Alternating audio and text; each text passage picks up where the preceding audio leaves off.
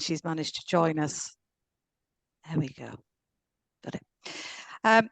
So today is a really exciting meeting for us because the purpose of our group is to talk about, think about, and do applied grounded theory from the start of learning it right the way through to the end. And today is really exciting because one of our founders, Nikki, is very close to having his proper viva for his doctorate.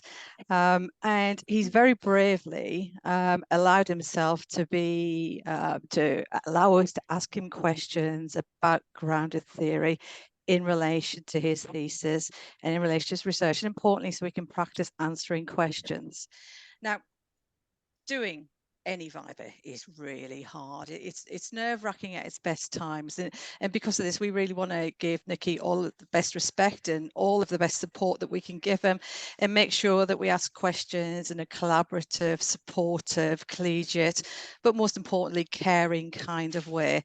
And so with that, I'm going to set a few ground rules just so we are all clear as a group as to how we can be collegiate and supportive and caring for Nikki. And of course, it starts always with checking that Nikki's feeling good, that he's feeling all right, and that he's happy to continue. Number one, Nikki, you have at any point the right to embargo this and say, no, I need to run from this room and find the nearest bottle of whiskey. Now, we don't want that to happen to you, but at any point you could just put your hand up and say, I don't want to go there. Okay.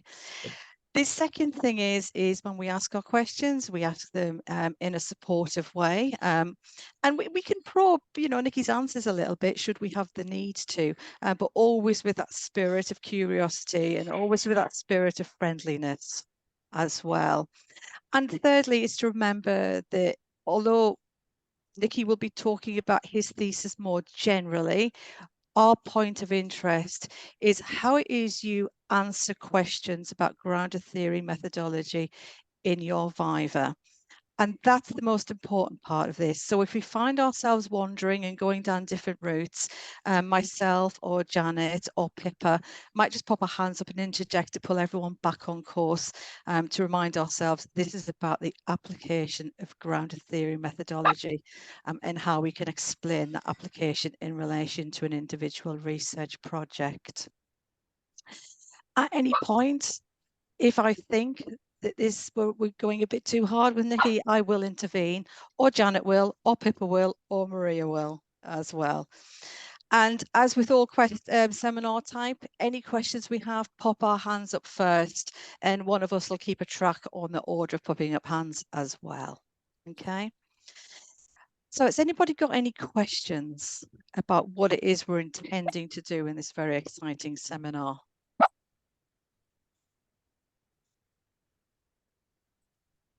I'll take that as a silence. Nikki, is that okay with you so far? Is there anything else you want to add to any kind of ground rules? No, just for context for everyone, when Hilary says that I am very, very, very near my viva is tomorrow morning at 9 o'clock. So it is indeed very near. So go for it. It is, absolutely, and that's why we're giving you all of our love and support, Nikki, because you are such a leading member of this group, and we all think you're brilliant anyway, regardless of a doctorate or not. Okay. So we've got a wee plan of what we're going to be doing today. We've got 5 minutes where Janet's going to run a Mentimeter session about thinking about feelings about viva, because a viva is such an emotive time. We've spent a lot of time working up to this point. We've gone through a lot of heartache getting to this point, and it suddenly feels really real. So it's important that we start to think about our emotive and affective reactions we might have in relation to planning for a viva. And then following that, we were expecting to have Dr. Lee Yarwood-Ross, but unfortunately he's unable to attend today.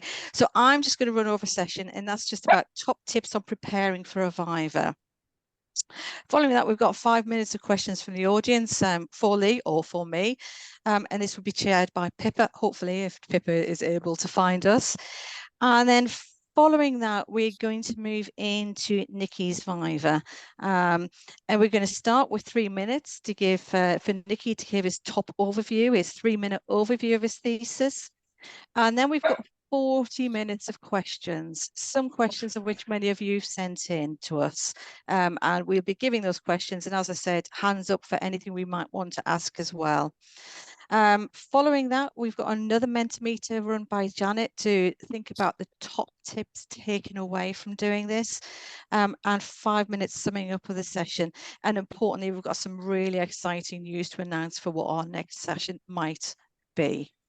Okay, is that okay for everyone? Excellent. Yeah, sounds brilliant. Great. Over to you. Good. You, as ever, Janet, Mentimeter.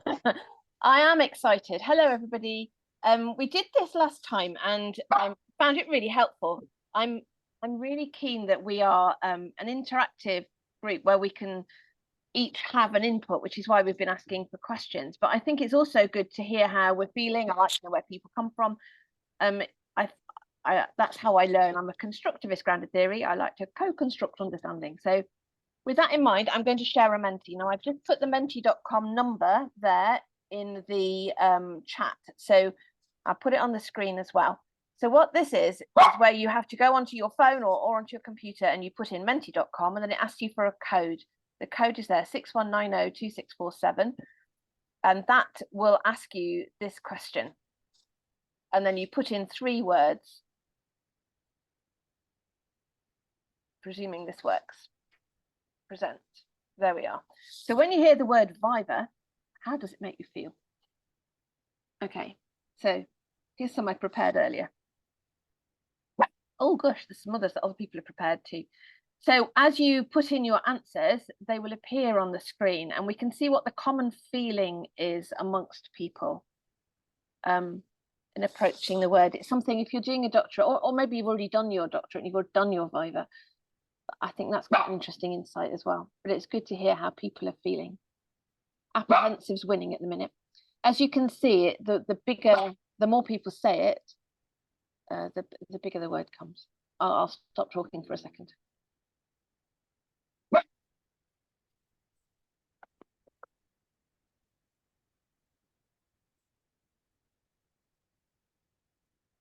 Lovely. It says at the bottom, I'm not very good at stopping talking. It says at the bottom of the screen, 6 people have answered. So if anybody else wants to add some more, that would be great. I know it's a bit of a thing to find it. But I think just looking at what we've got so far, please keep adding them if you can. Whoa, there's some more. Apprehensive is still winning. But there's a mix, isn't there? Look, terrified is in there. I wondered if terrified would be there. I settled for scared. Mine's probably going to be in November, so I'm going to be following quickly on Nikki's heels. Sick. There's quite a lot of negatives there, aren't there? Pressured, anxious. But I like seeing, oh wow, we're up to 11. Oh, isn't it beautiful? I think it's just like magic. There's some positive there too. There's an end point. Yes. Excited. Oh my goodness, I think excited is overtaken apprehensive. That's very cool. Aspirational is interesting. Yeah, I like that. Exhausted, totally connect. I've been doing 12-hour days modifying my first full draft, which appeared this week. Excited is definitely winning. Gosh, I wasn't expecting that actually. Very interesting there. Happy. I think there's something that I felt. I can't see where I put it. Opportunity, that was mine, yellow near the bottom. This is an opportunity for Nikki tomorrow to talk for several hours about his subject, about which he is the topmost expert in the whole world as of this 24 hours. And two people have got to sit and listen to him. That's what I meant by opportunity. Chance to talk with people listening without them glazing over.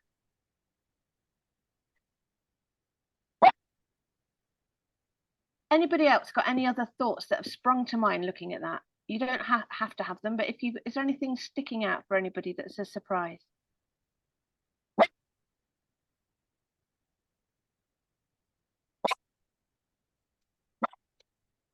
My dog doesn't bark all day until I'm online and talking. Maybe he does.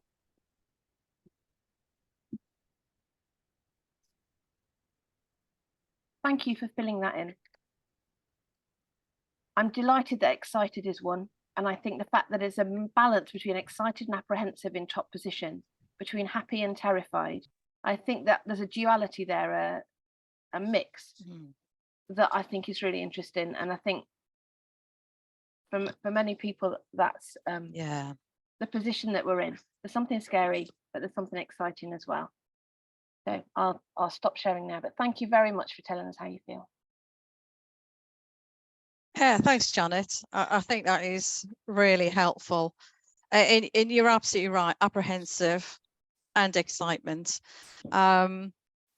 And a lot of other feelings as well. Feeling worried about it. It just sometimes can feel mountainous, and imposter is something I think many of us feel throughout the whole of the doctoral process. And so I think it's probably quite reassuring in many senses that many of us feel in very similar ways about this. Which kind of leads me nicely onto this sort of top tips of how can you get to be viva ready? How do you prepare for it? Because it's something that you're thinking about from day one of doing your doctorate, although it seems so far away, and then bang, suddenly it's on your doorstep. And it's something that your supervisors are thinking about all of the time. But it's also something that's really hard to know how to prepare for it as well. So what I want to do here is give some real practical top tips about how you can get to be viva ready. And these are top tips that I would share with all of my supervisees. And certainly top tips that I experienced as useful for myself when I went through the process all those years ago. So real practical actions, because we are a practical group after all. And the first action is number one, when you've submitted your thesis to your examiners for their examination, shut it down, step away. Celebrate the submission. Go, yay, have a glass of something nice, go for your favorite walk, plan a holiday, do what you need to do, but step away from that big document, okay? And celebrate what you have achieved so far. If you're doing a full-time PhD, 3 years. If you're doing a part-time prof doc, 5 or 6 years, can be 7 years. That's a lot of time, and there's a lot of things to celebrate across those time periods. And give yourself time to reflect on all the achievements you've done over that time, whether it be those hurdles that you've accomplished whilst doing your doctorate, whether it's overcoming those unforeseen challenges that you've had to manage whilst doing your doctorate, and give yourself that real kind of whoop of joy. And whilst you're doing that, number two, remember why you started doing your doctorate. Why did you come to this topic in the first place? What was your passion for that topic? Why did you choose that over something else? Because most of it go to a doctorate with some interest in what we're doing. So just go back to where you came from, where you started, and why you started it, and why the love for that topic was there. Then number three, it's time to start thinking for the actuality of the viva itself. Okay, and the first thing you need to do is to print your thesis off. Print it off one-sided. Staple it together, bind it together, but do it in a way where you can scroll through your thesis backwards and forwards easily, because reading on a screen isn't easy. Okay, and you need to remember exactly what's in your thesis and exactly where it is in that thesis. So print it off one-sided, bind it together somehow for ease of flicking backwards and forwards in it. Okay. Number four, get logical, get that logical head back on. Okay. You approached your thesis in a fairly logical way of writing it. Most of us will start with an introduction, a literature review, or a background review for grounded theorists. we'll do something on methodology, which is about the ontology, epistemology, and methodology. Then we'll do methods, then we'll do data collection and analysis, findings of analysis, etc. Okay, so start looking at your doctorate in the order that it's written. Okay, but here's something really, really important. When you start looking at it, you will find errors. You found errors when you submit it, your supervisors will look through it, there will be errors. It's the same as when we write for publication. There will be errors, but they have copywriters to help us find the errors when we're writing for publication. We don't have that in the viva submission process. So just accept errors will be found. They can be corrected afterwards. Okay, so don't beat yourself up about it. And this is where the mushroom or panic can start, because you suddenly start finding errors and then you start looking for other things that you don't like about your thesis anymore. Okay, they're going to be there. Try and put them to one side. Try and stick logically to what you were doing, why you did it, in that logical order of which you've presented it.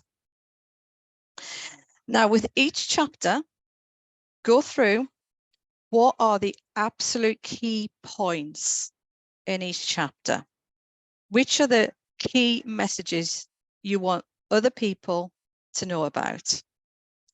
And write them on the blank side of your thesis. So you'll have your text on one side, probably on the right, on the left, you'll have a blank page. Right on there. It's time to get scribbly. It's time to get messy. Okay. But what are the key points you absolutely want somebody else to know about in that chapter? And make sure you are able to direct someone else to exactly where they are. So if a key point in your thesis is to do with constant comparison, make sure that page number is there so you can direct other people towards that page number. If you've got a particularly exciting memo you want to talk about, make sure you know exactly where that is so that you can say to the examiners, oh, that's really interesting, but I want to point you towards this memo on page 63. And this memo is important because, okay?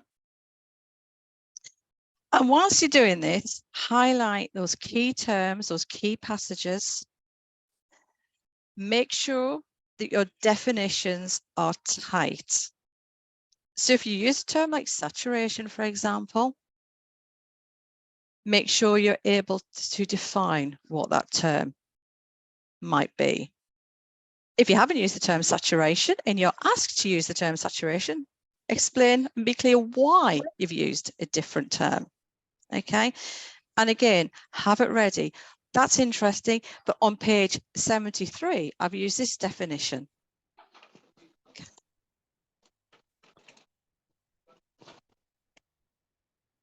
It's time to visit your stationery store. Use those little coloured page tabs, okay, and use them throughout. Once you've done that, start thinking about your 3-minute thesis oration. Vivas quite often start with this: in 3 minutes, tell me what your thesis is about. Pippa, is your mic on? Could you just turn your mic off? I think you might be getting some background noise. That's fine, as long as that means you can hear. There you go. Thanks, Pippa. Appreciate that. Prepare that 3-minute thesis overview. Okay. The purpose is, this is why I did it. This is how I did it. This is what I found. This is my contribution to knowledge. And practice it. And in this is the absolute what you want the examiners to be talking about. And then from there, it is practice, practice, practice. Rehearse and practice some more. So in our case, lots of mock vivas. So I think this is Nikki's 4th mock viva. And he's done it with a variety of different people. He's done it with peers, people that he knows within this group.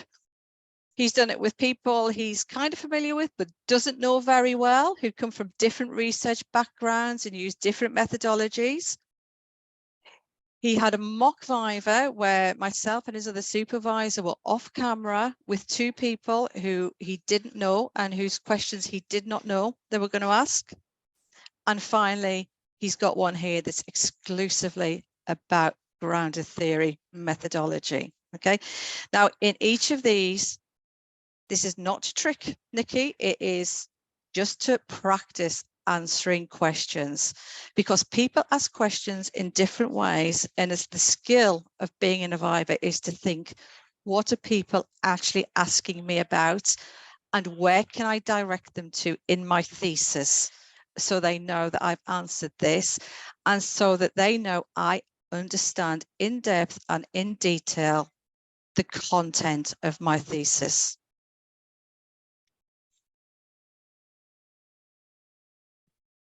Next top tip, I think we're up to number 7 now. And in some ways we've already done this. Admit to being anxious, nervous, or scared. These are scary times. But we know this. Those of us who've been through it, we understand this. And we also understand how much hard work has gone through this. And the important point here is, so do your examiners. And your examiners are there to have a professional conversation with you. A professional conversation is going to push you. A professional conversation is going to check that this is original, it's your work, and you have genuine, authentic understanding of both the topic and the research process. But ultimately, it's a professional knowledge between peers who are wanting to understand more about the topic. And then finally, understand your contributions to knowledge. Understand what they are in relation to your topic area, in relation to the methodology you're using, in relation to what the potential implications for knowledge could be, how your work can inform or ought to inform future research in your topic area, what it might mean to you professionally and future onwards career progression, but also what it means to you personally as well, because examiners are interested in you as people. They want to know the humanness, the individuality of the person who's written the thesis. So it's good to have those thoughts in your mind. What have I gained personally from doing this? And if I was to do this again, what might I have done differently? Or why would I have done it the same again if I was to repeat the process? And then finally, reach out, find your tribe. Find your tribe that support you, the tribe that understand your methodology, the tribe that understands your topic area, and the tribe where we want each other to succeed. And they're my top tips for preparing for a viva. Thank you, Hilary. Pippa, it's so good to have you. I'm so sorry. Don't worry. Can you hear me all right? Is it We clear can, enough? and we can see you. I can't be seen, but I can be heard, whereas we can see and hear you, Pippa. So Pippa, I'm going to hand this over to you as chair. Excellent. Was one of your top tips to make sure that all your tech works? That is a top tip to add to the list, everyone. Excellent. So I suppose before we move on, it's just whether anyone has any questions for Hilary regarding top tips before we move on to Nikki. I can't see her. Davina, I think, raised her hand. Oh, Pippi, you're being very noisy at the moment.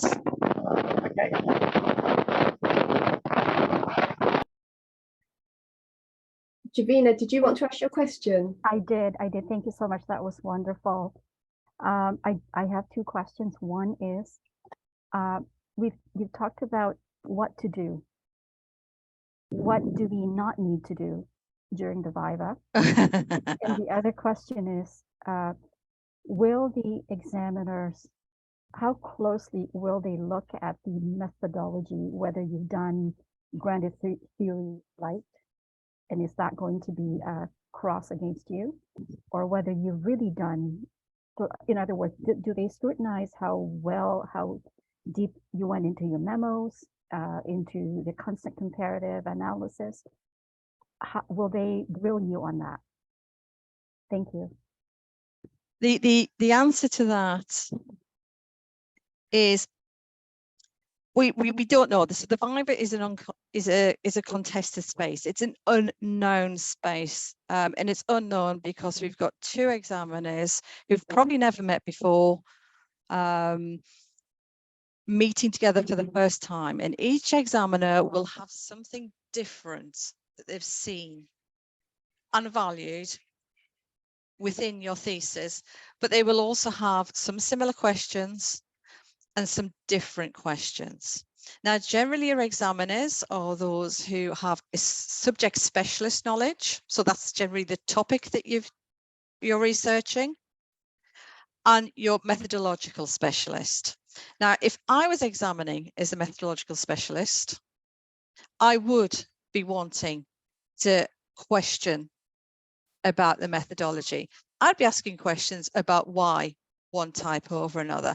And I'd be asking to look for examples of how key concepts of grounded theory have been demonstrated within the thesis as well. And one way to counteract that is to make sure that those key concepts are evident within the writing of the thesis, and to be able to say to me, oh, Hilary, that's really interesting. But if you look on page 32, paragraph 3, I've discussed this here. Okay. And what you're doing there is you're directing me. Okay. Now, a good trick within a viva is to recognize when an examiner is taking you down a tunnel. You don't need to go down because it's already in your viva. It's already in your thesis, sorry. Okay. And the other thing is to redirect. And the other thing is to sometimes say, that's a really interesting point, Hilary. Do you know what? After this, I'm going to look into that in more detail because I think that's got something of significance to consider. And that's about this professional conversation. So the answer to your question, Javina, is, will it scrutinize? Yes. What will it scrutinize? We don't know, because that's up to the individuals and we'll never know beforehand. And remember, your supervisors are going into the viva blind as well. Okay. And what not to do, well, the easy one to say what not to do is to panic, but that's easy said than done. Okay. But what not to do is to try to lose control of the professional conversation as well. And there's two ways we can do this. One, we can say, I'm really sorry, but could I just take a break for a minute just to recollect my thoughts? Okay. And number two is to ask for clarification of questions that you're not sure you understand. Okay. But thirdly, be confident. Nobody knows your research better than you. You are the expert. Okay. Nobody knows the topic better. Nobody knows your methodology better. You are your expert in your thesis. Your job is to make sure that those other people understand that. Thanks, Hilary. I know we're in my viva. I've had my viva, I can't remember how long ago now. It's in the past, so I don't have to think about it anymore. But I was really surprised at how much they were interested in the methodology. They were particularly interested, for me, in saturation. So that was the one question that I really didn't want, so I had really prepped for it. So I was both relieved because I've done the work, but also kind of like thrilled to have the opportunity to share that knowledge with my examiners. There was another question in the chat about advice for choosing examiners. Have people had vivas before and they want to share how they chose their examiners?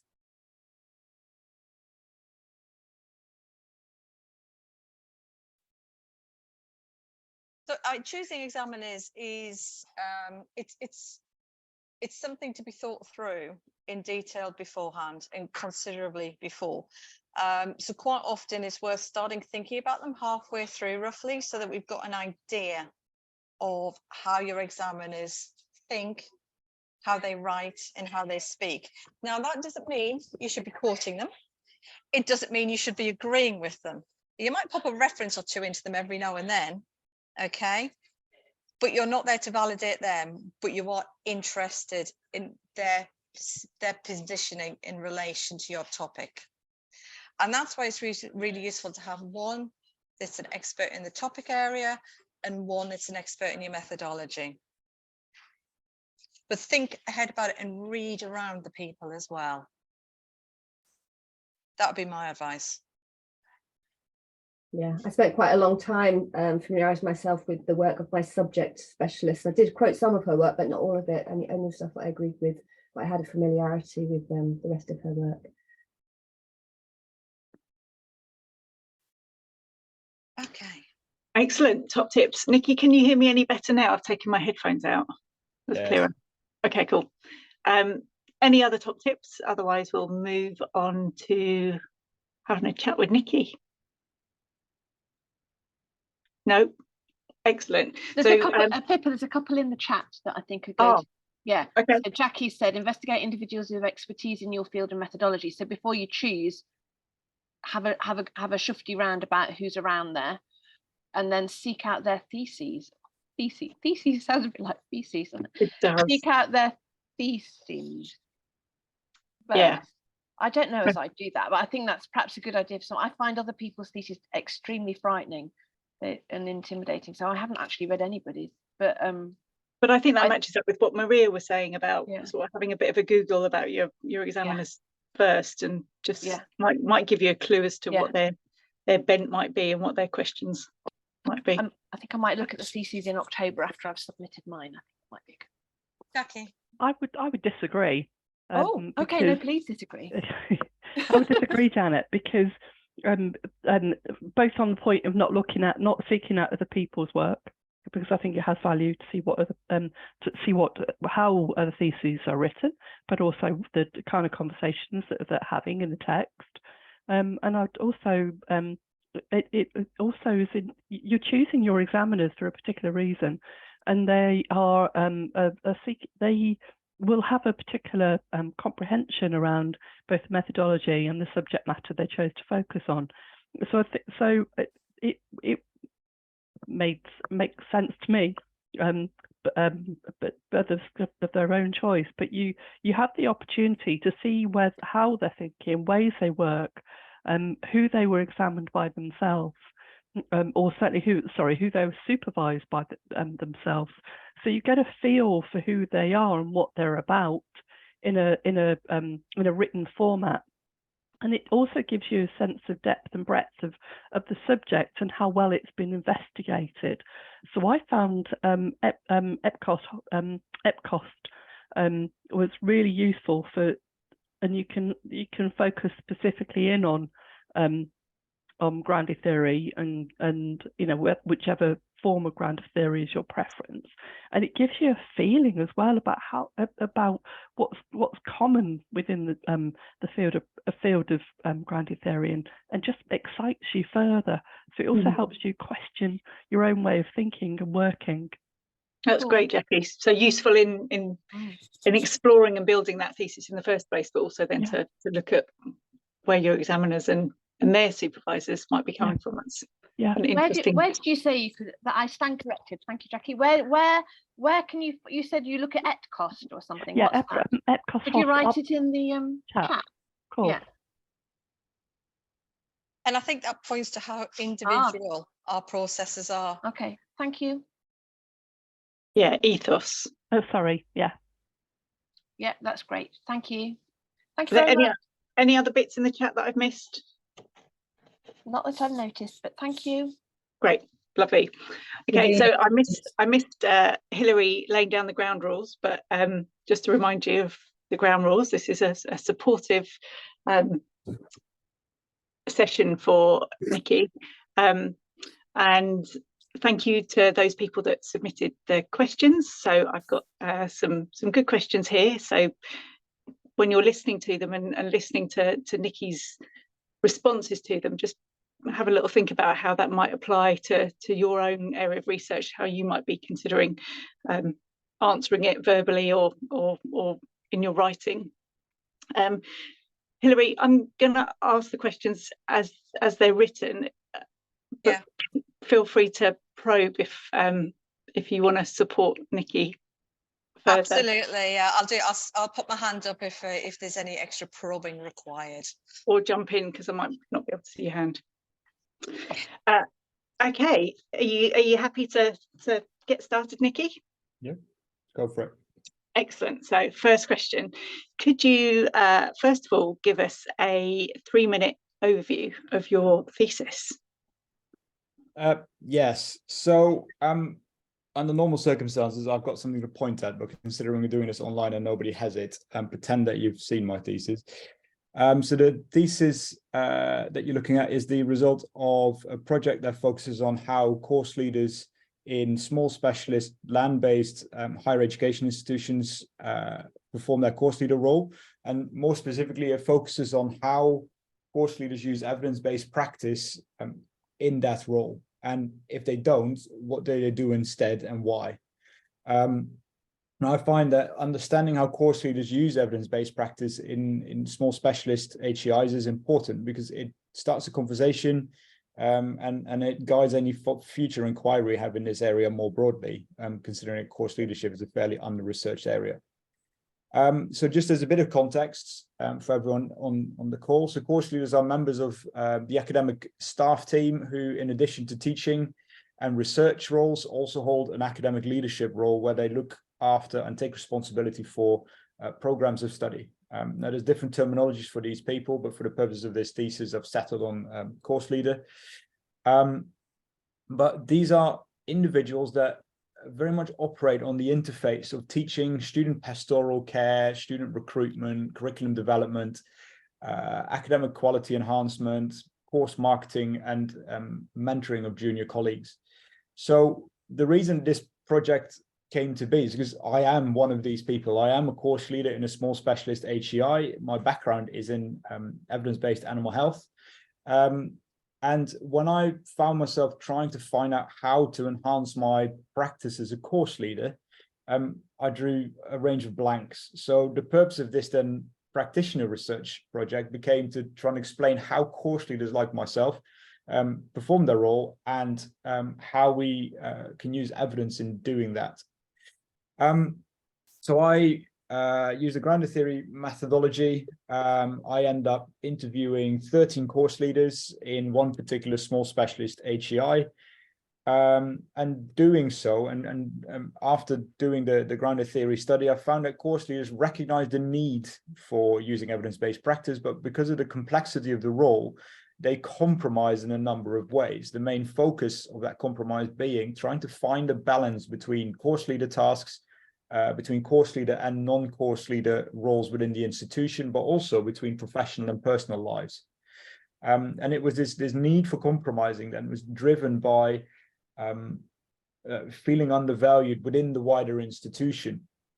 And that feeling undervalued very much manifested itself through a number of categories, being perceiving a lack of professional development opportunity, a lack of resource, and a lack of recognition. And the reason that this is important is because it details what we need to do within these HEIs to support the role of the course leader and the facilitation of evidence-based practice. So following the generation of this explanatory theory, I then made 5 evidence-based recommendations, which, if implemented by the institution can address the course leaders feeling undervalued. Now, those 5 are not rocket science, but they are very much grounded in the data. And the first one is to create a course role, a role descriptor for the course leader, sorry. The second one is to make course leadership an academic career track next to teaching and research, so make a 3rd academic career track. And then the third one is to appoint course leaders as evidence-based practice champions in a peer support role, to provide evidence-based practice training in a wider course leader development program. And then finally is to make evidence for course leaders easier to access. And I feel that if we can make those 5 things happen within this institution, it would address the feeling undervalued, which would then negate the need for compromising, which will ultimately lead to finding balance for course leaders. And eventually, this will then benefit all stakeholders within an institution. Excellent, Nikki. Thank you very much. So could you explain to us what led you to use grounded theory methodology rather than any other research methodology? I think that very much came from the orange of the project, is I wanted to understand why and how course leaders operated, practiced. So that implies that what I want to know about is how they do things, which is a process. And you do this within an institution, which makes it a social process. So I want to then investigate a social process, and I want that the outcome of that social process to be something that explains what course leaders do, which then brings me to grounded theory, because grounded theory is a methodology or a method that leads to an explanatory theory, if done well, an explanatory theory, which is a theory that explains a social process, which is how people do things. So it was it seemed at the time a good fit. And then the additional benefits of this were that because course leadership is very much an under-researched area, grounded theory fits in that quite nicely, because we currently don't really know how course leaders operate, particularly in small specialist institutions. So because of that, grounded theory. Now, grounded theory, I took a Glazerian approach to grounded theory because that fitted with my personal philosophical position. I've started this journey as a pure positivist. I was a bioscientist by training and trade. But over time, I started to move away from that and start to recognize that as soon as you start working with people or what people do, there is an element of interpretation involved, which means that although that I still feel very strongly that there is a universe and we can understand that universe, and there is a universe to be discovered, I also very much feel that we can't ever come to understand that perfectly, because there are external influences from both the environment around you and yourself as a researcher. So over time, I've moved away and became, I guess, a post-positivist, if you will.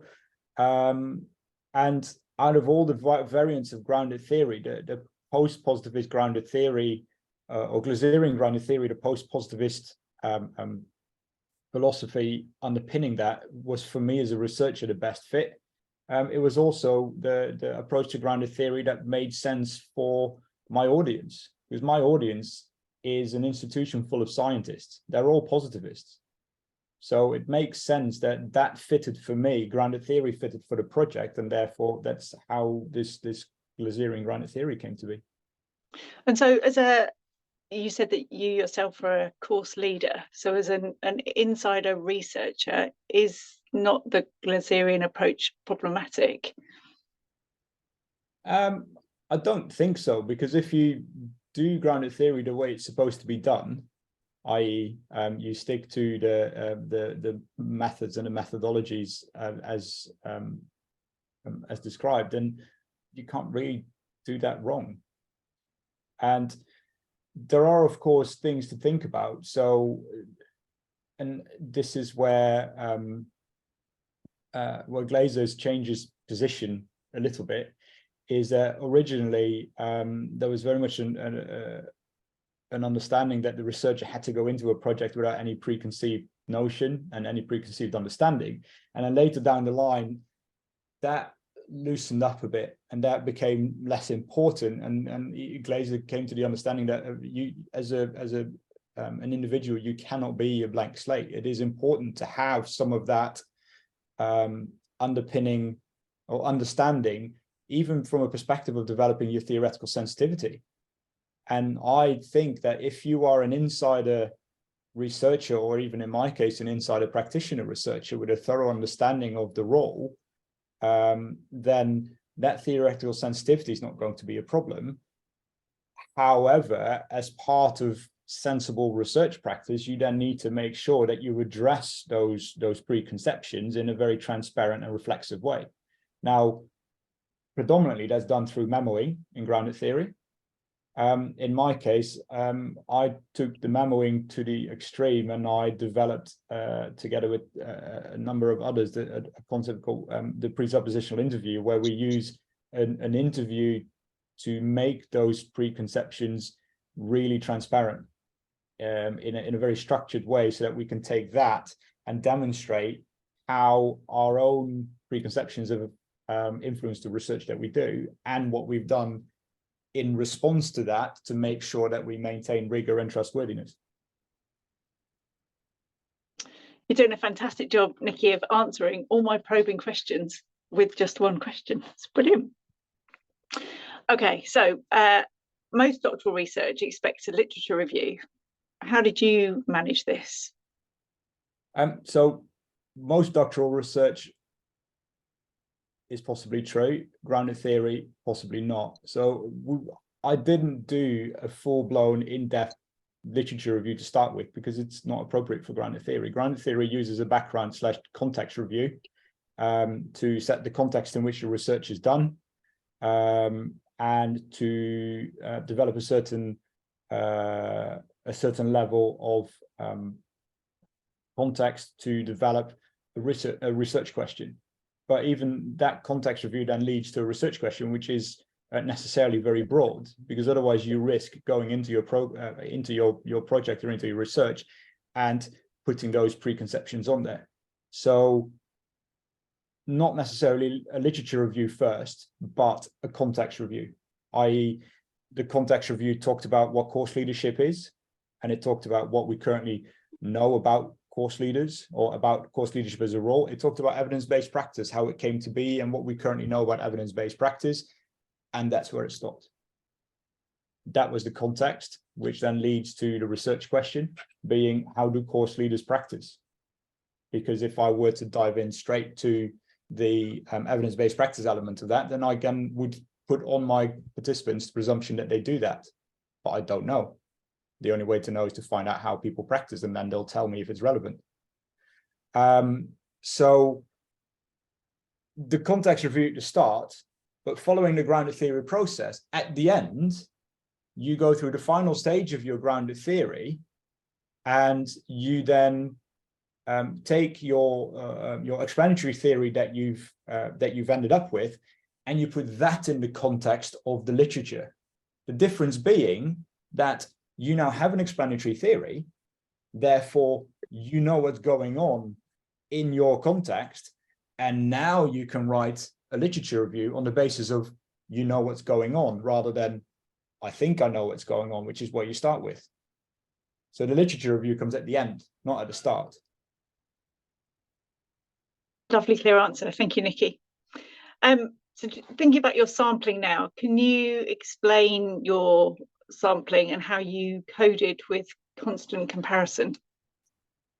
So the sample itself, and at this point, again, imagine you have my thesis, because I'm going to be pointing at stuff.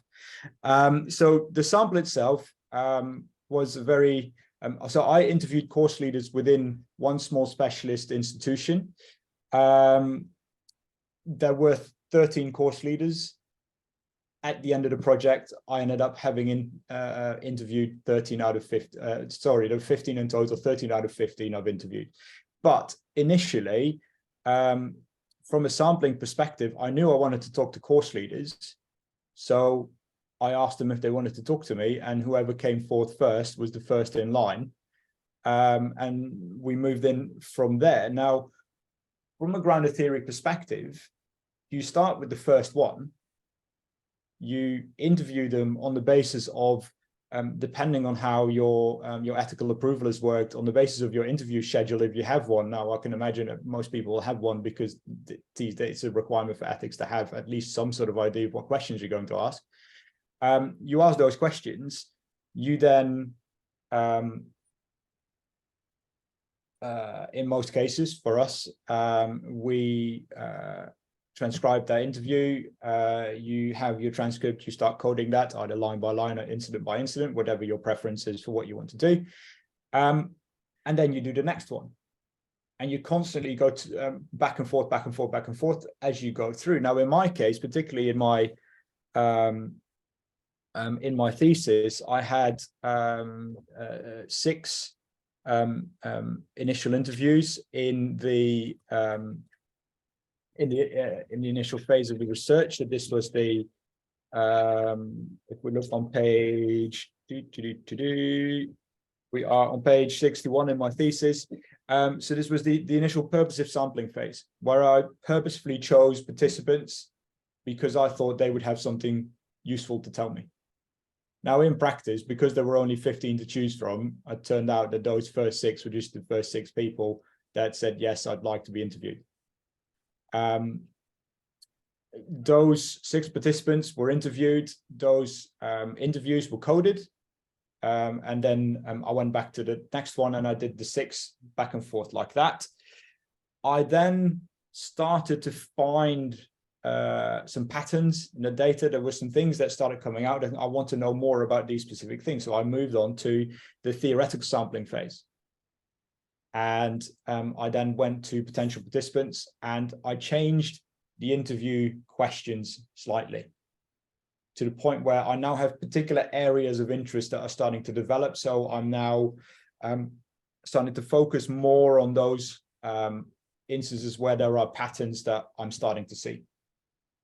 In my thesis, or in my research, that was an additional 4 participants.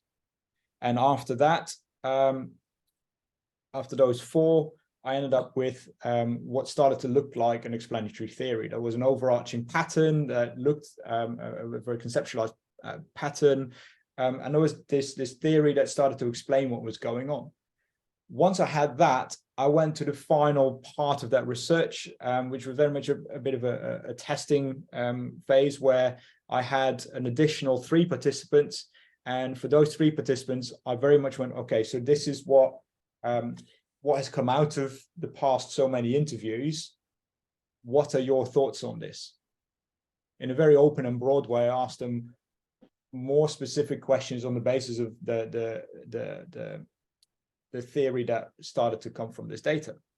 So that was then coded, and following on from that, I then had an explanatory theory. And having that, I then went to the literature to try and figure out, okay, now how can we make this make sense in a broader context of course leadership, evidence-based practice, and what's actually going on here. Excellent. So leading on from that, Nikki, just thinking about theoretical saturation. So the key element of grounded theory. What do you understand by theoretical saturation, and how can you be sure you achieved it? So as I described on page 58 of my thesis, pointing at this, I've used the term theoretical sufficiency rather than saturation. Predominantly the difference being that I'm not sure you can ever completely reach full saturation, but at some point you're going to have a sufficient number of participants, and you're not hearing anything new from the participants, and therefore there is nothing that's materially changing what you find, and nothing is materially contributing to your explanatory theory, because they might individually be saying different things, but as soon as you start conceptualizing that from a conceptual perspective, we now have reached that point of, okay, this is sufficient. There is nothing new coming from this anymore. So for me, that meant I reached that sufficiency point. There is nothing new coming from the data. So I then decided, okay, so 13 is enough. There is now something that stands on its own two legs, and we can explain what's going on here. Excellent. Thank you very much.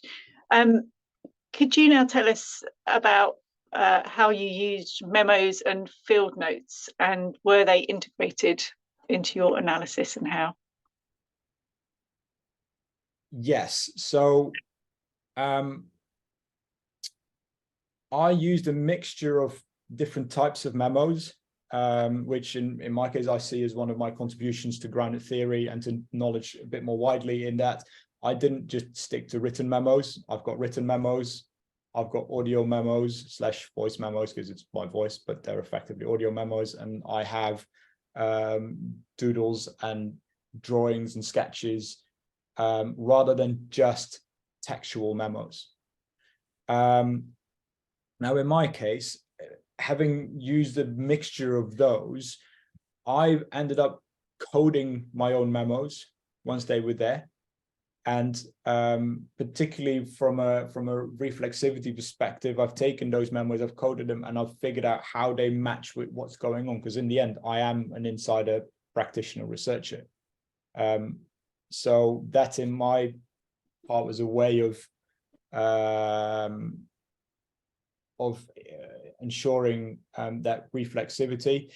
So as far as examples of the memos go, they are on page whatever it is in the thesis. Lost my tab now, which is really bad. But in the methodology chapter of the thesis, the method chapter of the thesis, there's a range of examples of the various memos that I've used and how they've been put into the thesis. But through that memoing and the different memos at the different stages very clearly demonstrate how my thinking has been shaped from initially being quite broad and quite exploratory, to later down the line. The later memos very clearly, particularly if we look at the drawn memos, on that I've started to find those patterns, and there were things that I've started to pick up on in the data sets. Whereas some of the written memos, very much, and also some of the audio memos, were directly after the interviews. I just recorded an audio memo, and the audio memos would generally, just for transparency reasons, I transcribe those and then use them that way, because it's harder to show something that you can't see. But they were very much there to frame my thinking. And they usually ended up with questions. So, this, I need to know more about this. And then you go to the next interview, and then you see if there's anything there, and whether the next participant brings you with the same questions, etc. Okay. And as your leaning is more towards Glaser, did he identify that memos ought to be integrated into the analysis? Yes, the memos are part of your constant comparison. They are part of the data. In the end, everything and all is data, including your memos. However, one of the things that I don't necessarily agree with Glaser is his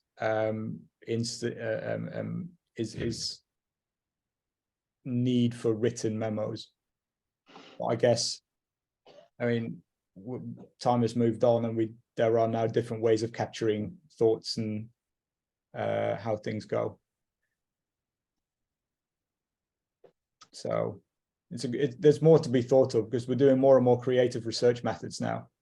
Yeah. And it's going to be a very interesting journey to see how creative research methods interlink with grounded theory, and particularly memoing. And then, can you think about the emergent theory, explain how does your emergent theory explain the basic social processes being explored? Can you rephrase that, please? I'm not quite sure I follow that.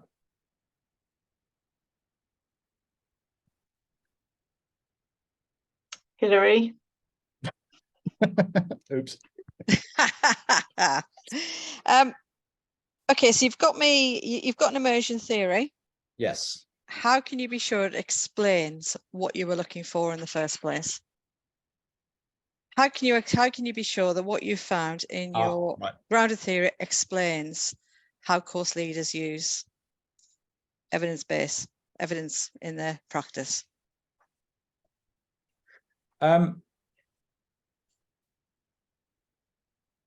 I guess initially there's the element of the last few interviews to confirm that that's really what was going on in the participants, and then once that's there, once they've confirmed that that is something that's there, I've taken that explanatory theory and I've gone to the literature and figured out if similar patterns are found in related but different contexts. So in my case, particularly, evidence-based practice and issues around evidence-based practice have been very well described in a range of sectors, such as allied health, nursing, medicine, education, social work. So I then had the explanatory theory and I went, okay, so if this is what I find, am I making this up, or is it something that we've already seen in other contexts? Turns out we have. There is quite a lot of stuff there. And therefore, and all of those contexts were research on how to enhance the uptake of evidence-based practice in those people who considered professionals. And if we consider course leaders to be professionals in higher education, then from that perspective, it's the transferability of a grounded theory, if it makes sense in a different context, keeping in mind a good grounded theory is independent of time, place, context. So yeah, I'm just going to jump in there, Nikki, and be really mean here. Go for it. So how do you know or not know that had you interviewed people at a different time, you would have got something similar or something different? What do you mean when you say different time? Well, let's just say you interviewed participants the day after or a different time of day. Can we really be sure that what people have told us is generally what they're thinking about their experiences? I'll give you a clue here. Deflect this, that no methodology can do that. Well, I was going to say there's an element that you can't say that anyway. Secondly, I don't think that's the point either. Yeah, the point is that I've interviewed them on the days that I did, and as a result, this came out of it, and it makes sense and it explains what's going on. Would I have done it on a different day with something else? Yeah, possibly, but that wasn't really what I was after. Yeah. I think that's a really neat defense, actually, because there is no methodologically secure way. No. I think it might be worth relating to the idea of the formative and substantive theory at that point, should you be challenged on that. Pippa. Thanks, Hilary. Nikki, tell us what your biggest challenges were that you encountered during the research and how you responded to them. I mean, it goes without saying that COVID was kind of a spanner in the wheels. My first two interviews were face-to-face, and then everything kind of went south really quickly for a long period of time. So we had to come up with some new approaches to interviewing. So I guess it was a challenge, but it was one I think in the end didn't have that much of an impact. So having to work around COVID as a thing was a bit of a challenge. Another challenge was particularly my transition from positivist to post-positivist. That has been not easy. There has been a lot of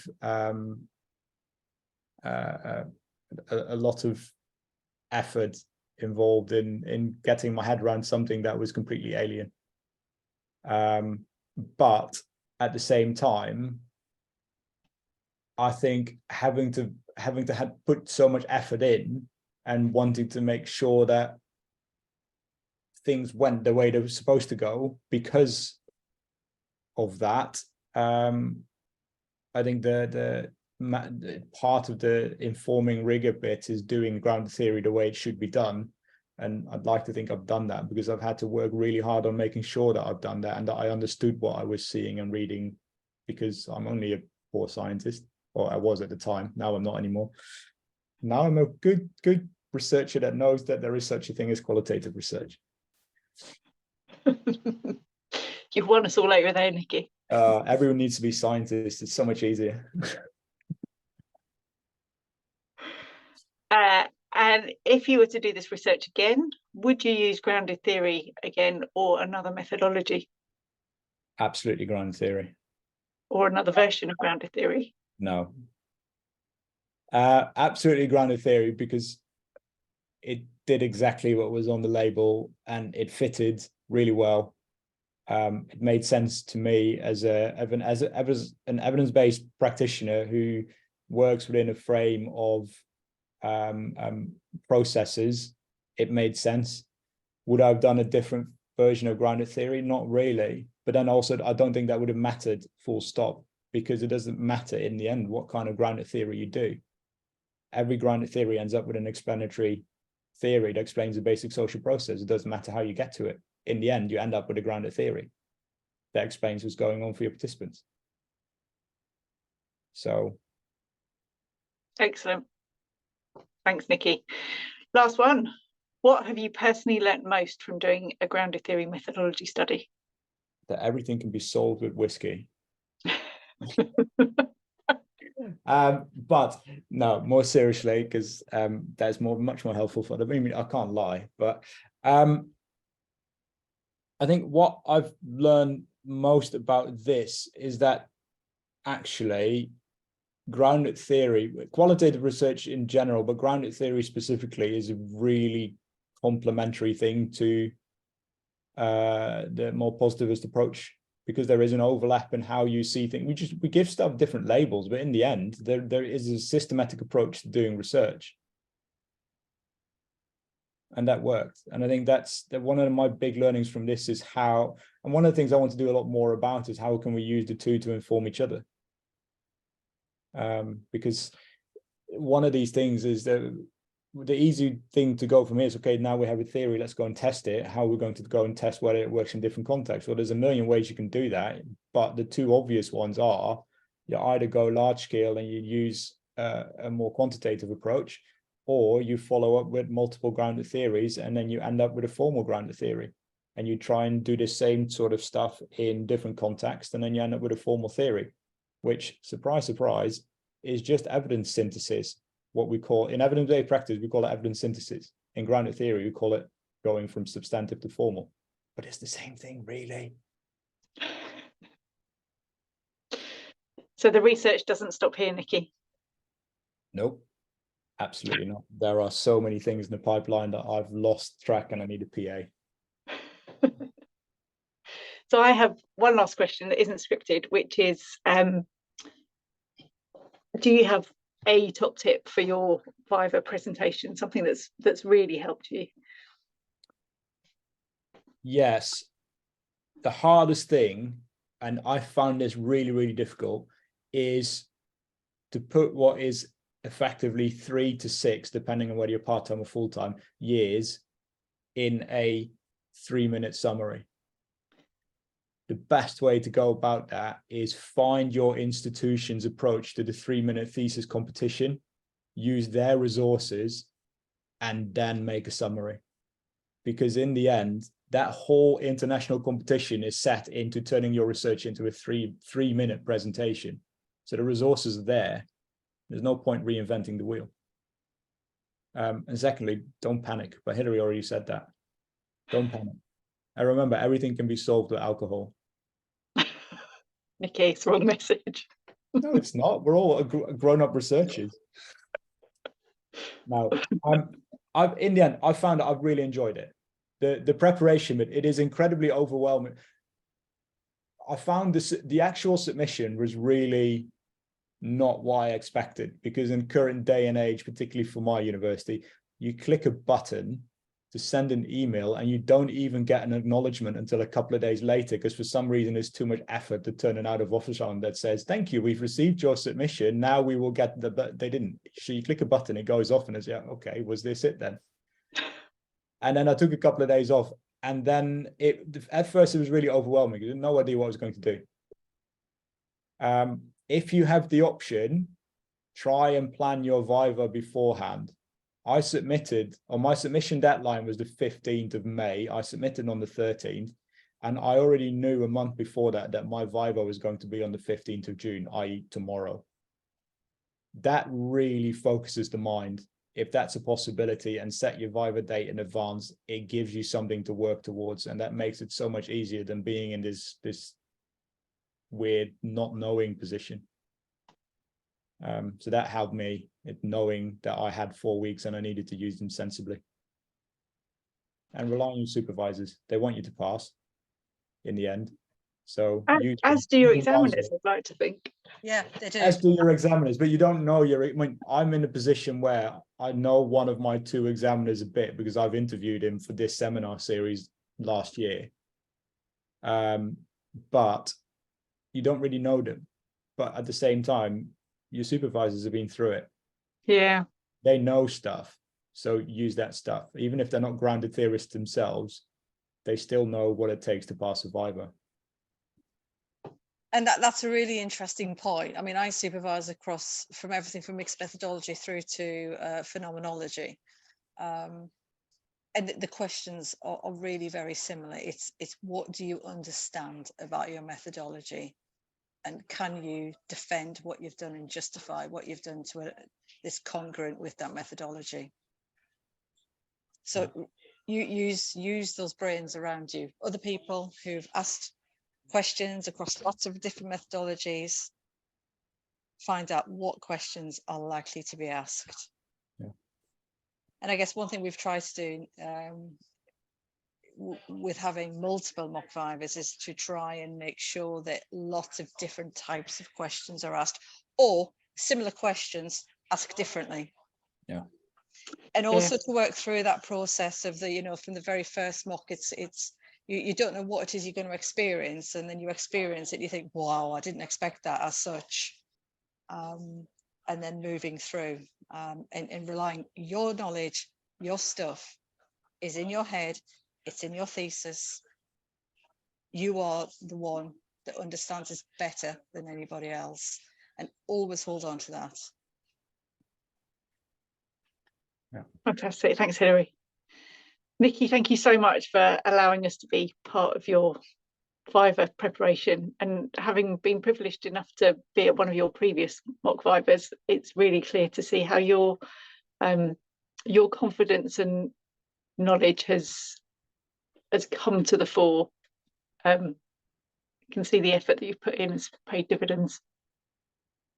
It's the first one was quite overwhelming, but after that they only get easier. Some great comments coming up. You should read them, Nikki. But in the interest of time, I believe Janet has another Mentimeter for us. I think we're moving from feelings, or you talk about it, Janet. Absolutely. There was a question in the chat as well I wanted to draw out. It was a little while ago. Not to answer it this second, but it's a Hilary question really. Is there a list of potential constructivist GTM experts I can tap on? And how far in advance should I be seeking them out? So I'll leave that with Hilary for in a minute. I don't know how that would be a really useful thing for this group to be able to support each other with, I think. Somebody else also wanted to know. Right, so just last Menti. So it's the same code. So let me put that in the chat again, and a different question, otherwise that would be silly. So it's menti.com, as you know, and it is 61902647.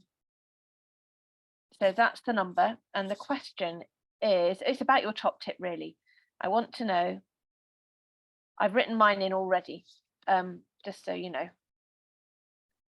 Oh, it's not gone big screen, but never mind, you'll just have to have it as it is. So what viva top tip will you be taking away? And I said, attempt to be excited about it, because that was the top thing that came out of the other one. I thought that was pretty cool. It doesn't have to be terrifying. I think that for me is very good.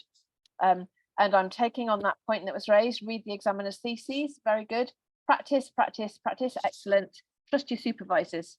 That means trust Hilary. Oh, I don't know about that one. We'll try. Prepare. Lovely. Nice. How to deflect professionally. We've learnt that from Nikki. Nikki, you did that really well today. That was the best I've heard you. And I've gone on about ologies, but you were really good, and you did a beautiful one around Glazer. That was my question about how. Anyway, really good, really, really good. Enjoy it. Let's do that. Let's attempt to do that. Yeah, know that you're the expert of your research. Yeah, at this very moment in time, Nikki is the top expert in the world on this subject.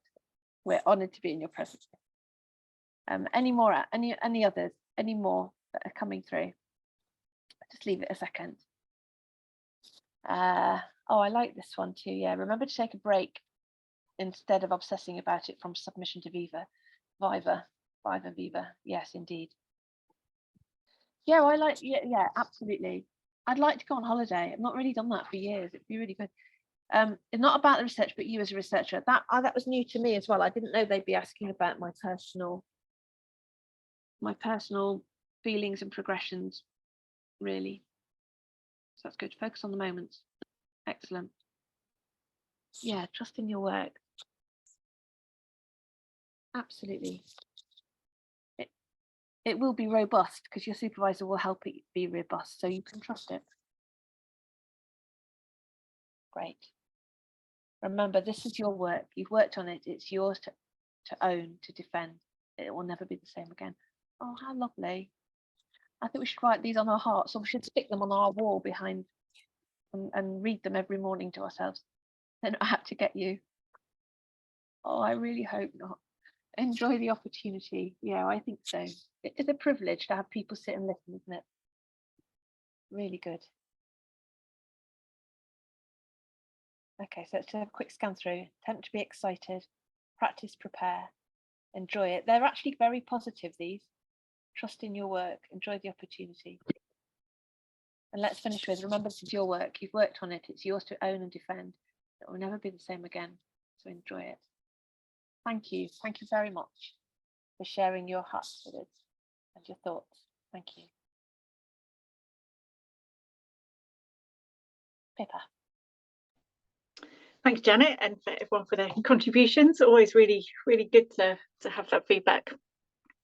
So the last few minutes, really, just to give you an update of the next events for Grounded Theory Seminar. So we've had a fantastic session today, hearing all the top tips, getting us to think about the end piece of our doctoral journeys, and all the way through, right from the very beginning. That's what we need to be thinking about and writing for.